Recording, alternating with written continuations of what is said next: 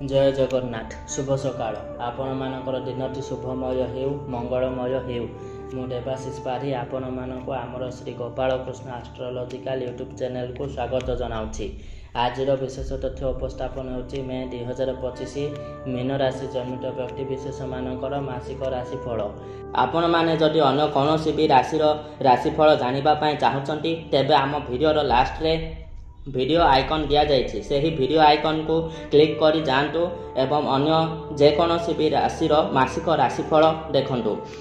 जे मानकर मीन राशि से मानकर लग्न ठारू द्वितीय भाव में रवि, चतुर्थ बृहस्पति, पंचम भाव में मंगल, सप्तम भाव में केतु, अष्टम चंद्र, द्वादश भाव में राहु, शुक्र, शनि एवं बुध यही भाव में नवग्रह बसति स्थापन करुछंती एवं चंद्र गोटे गोटे राशि रे 2 दिन अधे रुहंती एवं वर्तमान मु जेतेबेले गणना करुछि से अनुसार चंद्रंकर अवस्थिति अष्टम भाव में अच्छी किंतु चंद्रंकर गोटे गोटे राशि रे 2 दिन अधे रहुथिबा हेतु चंद्र महाग्रहंकर राशि परिवर्तन घटिबो।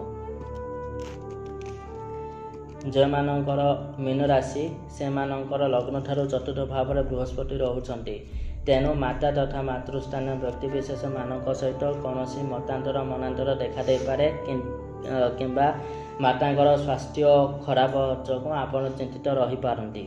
एही समय रे आपण कौनसी भी दिगरे गभीर ज्ञान आहरण करिवार सुजोग पाइबे।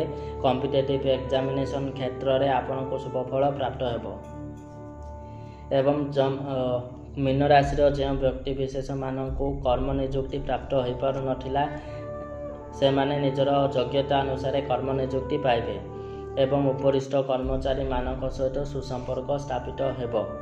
जो माने विदेश रे रही कर्म क्षेत्र रे व्यस्त रहउचंती से माने विदेश क्षेत्र रे शुभफल प्राप्त करिवे।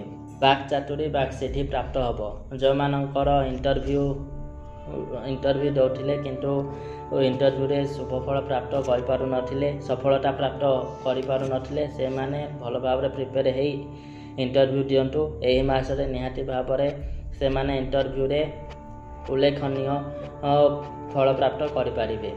आर्थिक संकटर अंत घटिबो एवं आपणकर शत्रु माने सुप्त अवस्था रे रहिबे।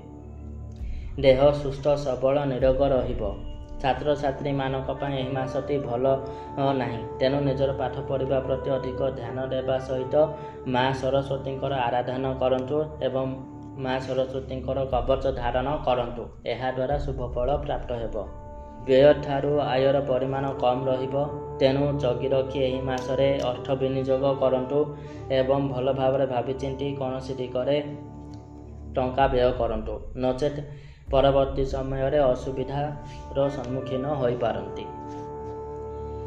एवं प्रत्येक दिन हनुमान चालीसा गायत्री मंत्र जप करंतु शुभफल प्राप्त हेबो।